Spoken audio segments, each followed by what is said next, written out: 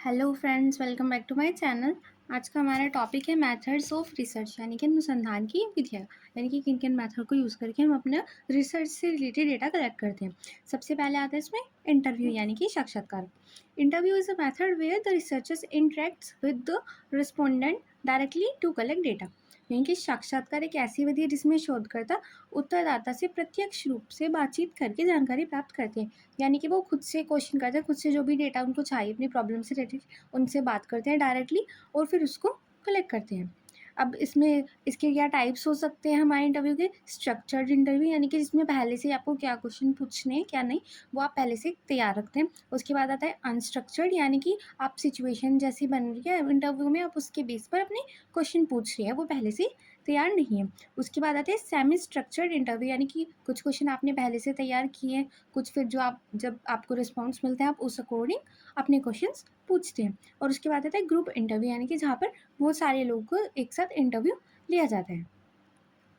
अब इसकी एडवांटेजेस क्या होती हैं? इन डेप्थ डेटा कलेक्शन, गहन जानकारी प्राप्त होती है, क्योंकि आप डायरेक्टली बात कर रहे हैं तो आपको थोड़ी गहन जानकारी प्राप्त होती है। उसके बाद आती है क्लैरिफिकेशन पॉसिबल इंस्टेंटली, क्योंकि अगर आपको कोई भी डाउट होगा आप उनसे डायरेक्टली तभी पूछ सकते हैं और उसको क्लियर कर सकते हैं। उसके बाद पर्सनल कलेक्शन बनता है, क्योंकि क्या होता है आपका व्यक्ति को जुड़ाव और आप उनसे बात करें तो उससे पर्सनल कलेक्शन भी बनता है।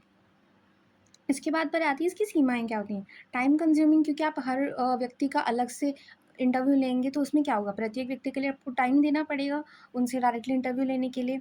उसके बाद आती है इंटरव्यूअर बायस, यानी कि साक्षात्कार का पक्षपात हो सकता है कि वो पर्सनली जिनका इंटरव्यू ले रहा है उनको पसंद ना करता हो, या फिर कुछ उसके अपने पहले के विचार हो सकते हैं जिस अकॉर्डिंग उसमें क्या होता है, पक्षपात हो सकता है। उसके बाद आता है डिफ़िकल्ट विद लार्ज सैंपल्स, यानी कि जब बहुत बड़ी आपको सैंपल्स लेने होते हैं, बहुत बड़े समूह में बहुत सारे लोगों का आपको इंटरव्यू करना होगा तो क्या होगा, उसमें डिफ़िकल्टी होगी। मान लीजिए आपको 100 लोगों का इंटरव्यू करना हो तो आपको कई दिन तक लग सकते हैं। तो ऐसे में डेटा कलेक्शन में काफ़ी प्रॉब्लम हो जाएगी।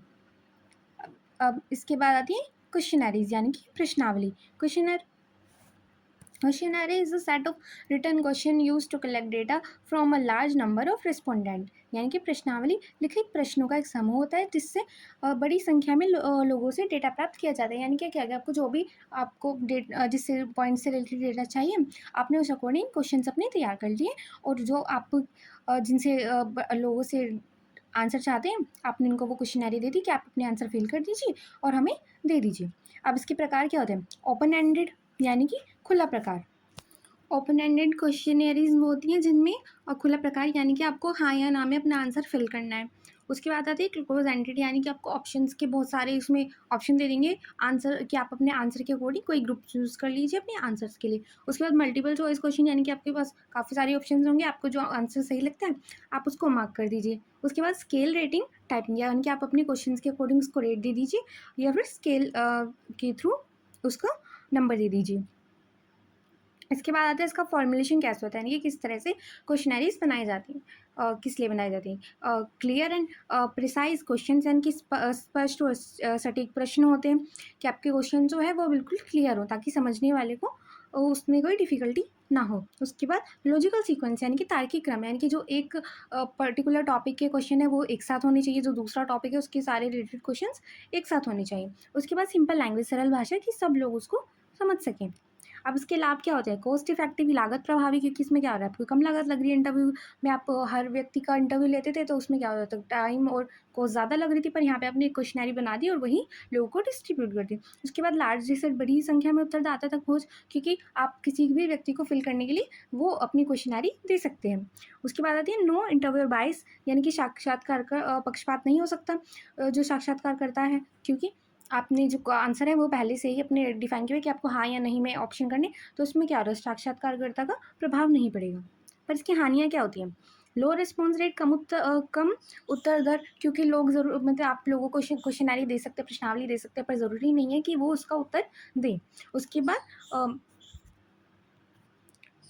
मिस इंटरप्रिटेशन पॉसिबल, यानी कि गलत समझ हो सकती है कि मतलब वो क्वेश्चन को सही तरह से या फिर उससे रिलेटेड तथ्यों को सही तरह से ना समझ पाए। उसके बाद नो स्कोप फॉर क्लैरिफिकेशन, यानी कि स्पष्टीकरण का अवसर नहीं होता कि अगर आपको कोई डाउट है आप उन व्यक्ति से नहीं पूछ सकते, क्योंकि आपने अपनी क्वेश्चन आ रही थी उन्होंने वो सबमिट कर दी, उसके बाद आप उनसे कनेक्ट नहीं हो पाएंगे। अब इसके बाद आते हैं survey. Survey is a method of collecting data from a defined population to understand trends, opinion और फैक्ट्स। यानी कि सर्वेक्षण एक विधि है जिसमें किसी निश्चित जनसंख्या से डेटा एकत्र कर प्रवृत्तियों, विचारों या तथ्यों को समझा जा सकता है। यानी कि आप सर्वे करते हैं, उसमें आपको पता चलता है कि लोगों का रुख किस तरफ है, उनकी प्रवृत्ति कैसी है, वो किस तरह से विचार कर रहे हैं किस तथ्य पर। अब इसके उद्देश्य क्या होते हैं? स्टडी पॉपुलेशन ट्रेंड्स, यानी कि जनसंख्या की प्रवृत्तियों का अध्ययन, की किस तरह का प्रवृत्ति लोगों की आजकल चल रही है, किस तरह का उनका ट्रेंड चल रहा है, उस अकॉर्डिंग उनका अध्ययन किया जाता है। उसके बाद अंडरस्टैंड बिहेवियर्स एंड एटीट्यूड्स, यानी कि व्यवहार और दृष्टिकोण को समझा जाता है लोगों की। उसके बाद आती है जनरलाइज फाइंडिंग, यानी कि निष्कर्षों का सामान्यकरण किया जाता है। और इसकी विशेषताएं क्या होती हैं? लार्ज सैंपल साइज, यानी कि जो हमारे सर्वे होता है वो एक बड़े पैमाने पर किया जाता है। उसके बाद स्ट्रक्चर्ड टूल्स, यानी कि संरचित उपकरण, यानी कि जो भी आपके टूल्स हैं, जो भी आप विधि प्रयोग करने वाले की होती है, पहले से ही डिसाइडेड होती है। उसके बाद आते हैं क्वांटिटेटिव डाटा, यानी कि जो डेटा है वो मात्रात्मक आधार पर लिया जाता है, उसको मापा जा सकता है।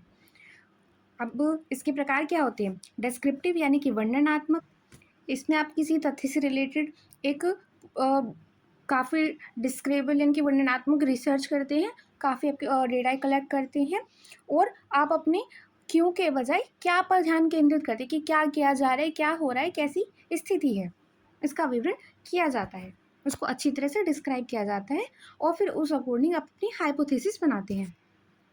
इसके बाद आता है एनालिटिकल सर्वे, यानी कि विश्लेषणात्मक सर्वेक्षण।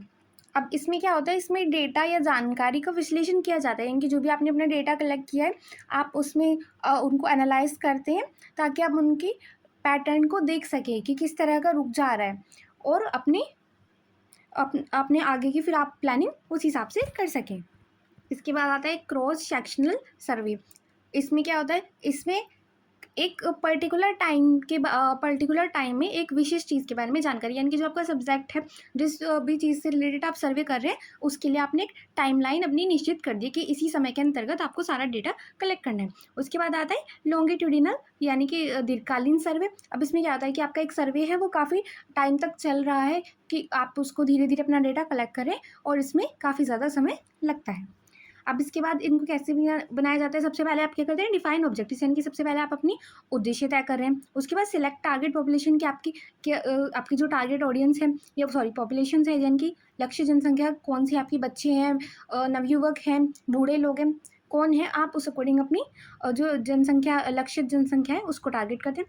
उसके बाद चूज टूल्स एंड मेथड्स, यानी कि आप किस विधि का, किस उपकरण का प्रयोग करने वाले हैं डेटा कलेक्ट करने के लिए, उसको एनालाइज करने के लिए आप उसको चूज करते हैं। उसके बाद पायलट टेस्टिंग, यानी कि पूर्व परीक्षण करते हैं, यानी कि आप कुछ लोगों, लिमिटेड लोगों पर अपना सर्वे करते हैं, उसमें देखते हैं कि उनका क्या रिस्पॉन्स आता है और जो भी उन्हें कमियाँ लगती हैं वो बताते हैं, तो आप उनको ठीक करते हैं।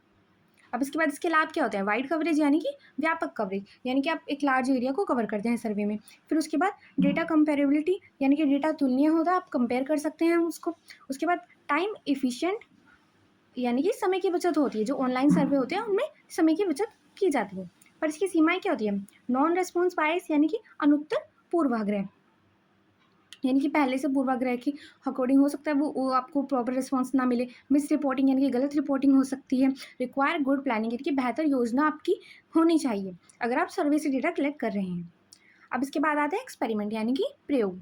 An experiment is a method where variables are manipulated under controlled conditions to observe effects and draw conclusions। यानी कि प्रयोग एक ऐसी विधि है जिसमें नियंत्रित परिस्थितियों में चर को बदलकर प्रभावों का अध्ययन, अवलोकन किया जाता है और निष्कर्ष निकाले जाते हैं। यानी कि आपकी जो प्रॉब्लम है, आपने उससे रिलेटेड एक सेम इन्वायरमेंट बना दिया है और आप वहाँ पे ऑब्जर्व कर रहे हैं तथ्यों को कि किस तथ्य का क्या प्रभाव पड़ रहा है और उससे आप अपने निष्कर्ष निकाल रहे हैं। यानी कि जो भी आपकी प्रॉब्लम है आपने उसके लिए, जैसे कि अगर आपको किसी स्कूल बच्चों से रिलेटेड कुछ आपको एक्सपेरिमेंट करना है, तो आपने क्या किया, एक स्कूल ले लिया और आप उसमें देख रहे हैं कि बच्चे किस वे में कैसा बिहेव कर रहे हैं। अगर आप उनको रिवॉर्ड दे रहे हैं तो कैसा बिहेव कर रहे हैं, पनिशमेंट दे रहे हैं तो कैसा बिहेव करें, उसको आप ऑब्जर्व कर रहे हैं और उस अकॉर्डिंग अपने कंक्लूजन निकाल रहे हैं कि अगर आप रिवॉर्ड दे रहे हैं तो बच्चे खुशी से वही काम कर रहे हैं और पनिशमेंट दे रहे हैं तो बच्चे वो काम नहीं कर रहे या फिर उसके लिए इतने एनकरेज नहीं होते।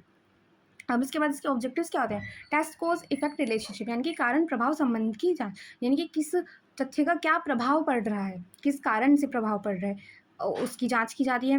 वैलिडेट थ्योरीज़ यानी कि सिद्धांतों की पुष्टि की जाती है, यानी कि आप अपनी जो भी थ्योरीज़ पहले से दी हुई हैं, आप उनको अप्लाई करके देख रहे हैं और उनकी पुष्टि कर रहे हैं कि हाँ, ये सच है।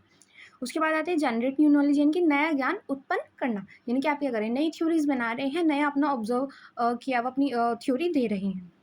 उसके बाद इसके लाभ क्या होते हैं, हाई कंट्रोल यानी कि उच्च नियंत्रण। आप इसको क्योंकि आपने अपने आप से वहाँ पे अपना जो एक्सपेरिमेंट के लिए एरिया है वो चूज़ किया हुआ है, तो आप वहाँ पे क्या कर सकते हैं, पूरा कंट्रोल रख सकते हैं। रेप्लिकेबल रिजल्ट यानी कि आप दोबारा भी उनको सेम अपनी, अगर आप सेम चीज़ें कर रहे हैं तो दोबारा आपको सेम रिजल्ट ही प्राप्त हो, ऐसा आप कर सकते हैं। उसके बाद ऑब्जेक्टिव फाइंडिंग्स, इनके वस्तुनिष्ठ निष्कर्ष, यानी कि जो आपकी ऑब्जेक्टिव है, आपका जो उद्देश्य है, आप उस आधार पर अपने निष्कर्ष निकाल रहे हैं। पर इसकी हानियाँ क्या होती है, आर्टिफिशियल सेटिंग, क्योंकि ये रियल नहीं होता, ये आर्टिफिशियल होता है, यहाँ पे बनाया जाता है, इसमें रियल स्थितियाँ नहीं होती। रियल जैसा बनाया जाता है पर एक्चुअल में रियल स्थिति नहीं होती। उसके बाद एथिकल इशू, यानी कि नैतिक समस्याएँ आ सकती हैं। उसके बाद लिमिटेड जनरेशन, यानी कि सीमित सामान्यीकरण किया जा सकता है, क्योंकि किसी भी चीज़ को अगर आप बना रहे हैं तो आर्टिफिशियल बना रहे हैं, तो उसको सामान्यीकरण करना सीमित रह जाता है। आई होप आपको आज का वीडियो अच्छा लगा हो। Thank you for watching.